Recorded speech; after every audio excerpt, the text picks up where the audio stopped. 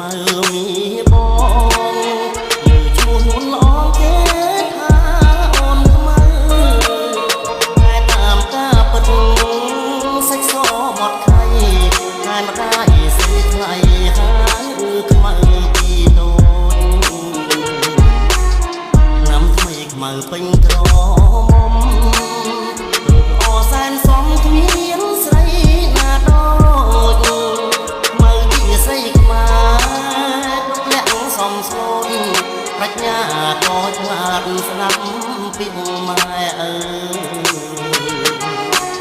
ថ្ងៃនេះបុណ្យចូលឆ្នាំថ្មីបងឃើញខ្មៅស្រីអូនរៀបចំទាំងបងរៀនទេវតាដាក់ការថ្វាយព្រះដាំស្លរូបរាងជូនម្ដាយទៅវត្តបងឃើញខ្មៅពូនភ្នំខ្សាច់រួចអូនដាក់បាតដងទឹកស្រង់ព្រះជួនញាក់ឃើញបងញញឹមសែនស្រងអូនខ្មៅតែឈ្មោះសាក់សដូចសំឡី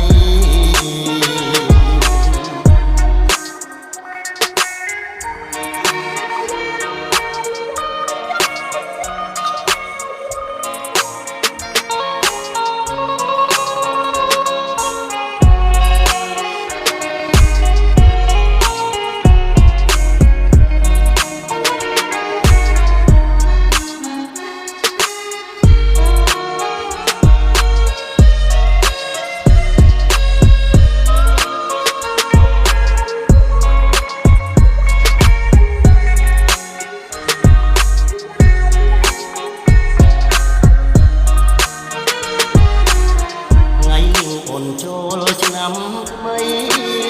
បងឃើញថ្មើស្រីអូនរៀបចំទាំងបងរៀនទេវតាដាក់ការថ្វាយព្រះដាំស្លរូបរាងជូនម្ដាយទៅវត្តបងឃើញខ្មៅពូនភ្នំខ្សាច់រួចអូនដាក់បាតដងទឹកស្រង់ព្រះ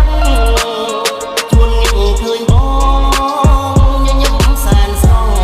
អូនខ្មៅតែឈ្មោះសាច់ស